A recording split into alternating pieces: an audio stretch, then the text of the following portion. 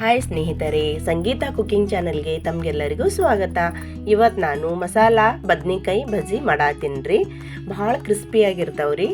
ಹೆಂಗೆ ಮಾಡೋದಂತ ಹೇಳ್ಕೊಡ್ತೀನಿ ಬರ್ರಿ. ಬೇಕಾದ ಪದಾರ್ಥಗಳು: 1 ಕಪ್ ಕಡಲೆ ಹಿಟ್ಟು, ಹಸಿಮೆಣಸಿನ್ಕಾಯಿ, ಕೊತ್ತಂಬರಿ ಸೊಪ್ಪು, ಅಜ್ವೇನು, ಹಸಿ ಶುಂಠಿ, ಬೆಳ್ಳುಳ್ಳಿ, ಜೀರಿಗೆ, ಬದ್ನಿಕಾಯಿ. ಇಷ್ಟು ಬೇಕಾದ ಪದಾರ್ಥಗಳು ರೀ ಇವು.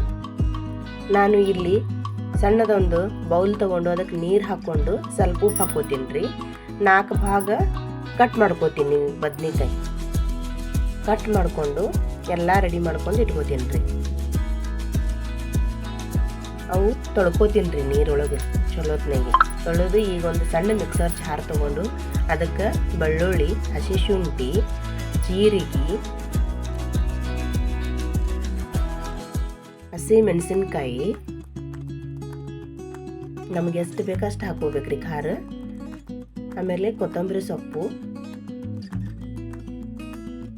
ರುಚಿಗೆ ತಕ್ಕಷ್ಟು ಉಪ್ಪು ರೀ ಹಾಕೊಂಡು ಪೇಸ್ಟ್ ಮಾಡ್ಕೋತೀನಿ ರೀ ನಾನು. ಈಗ ಇದನ್ನು ಒಂದು ಬೌಲಿಗೆ ಕಡಲೆ ಹಿಟ್ಟು ಹಾಕ್ಕೊಂಡು ಅದಕ್ಕೆ ಸ್ವಲ್ಪ ಅಜ್ವೇನ, ರುಚಿಗೆ ತಕ್ಕಷ್ಟು ಉಪ್ಪು,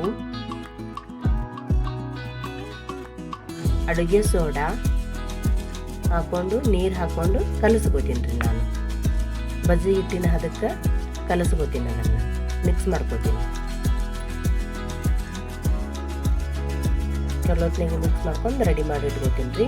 ಈಗ ಗ್ಯಾಸ್ ಹಚ್ಕೊಂಡು ಪ್ಯಾನ್ ಇಡ್ತೀನಿ. ಅಡುಗೆ ಎಣ್ಣೆ ಹಾಕ್ಕೊಂಡು ಎಣ್ಣೆ ಕಾದ ನಂತರ ಎಲ್ಲ ಬದ್ನಿಕಾಯಿ ಹಾಕಿ ಫ್ರೈ ಮಾಡ್ಕೊಂಡು ಎತ್ತಿಟ್ಕೋಬೇಕ್ರಿ ಅದನ್ನು.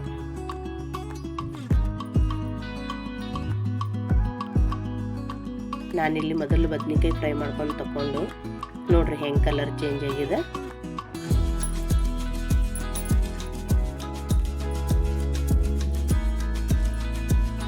ಈಗ ಫ್ರೈ ಆಯ್ತು ನೋಡ್ರಿ.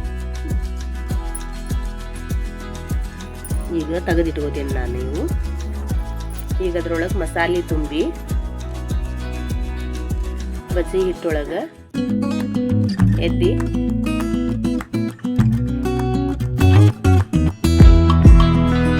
ಎಣ್ಣೆ ಒಳಗೆ ಬಿಡ್ತೀನಿ.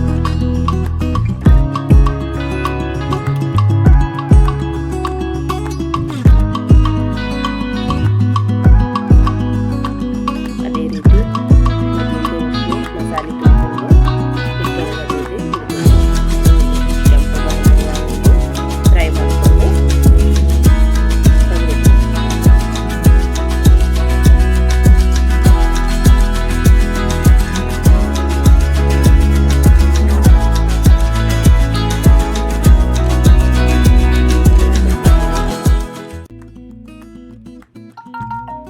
ಬಜ್ಜಿ ರೆಡಿ ಆಗತ್ತೆ.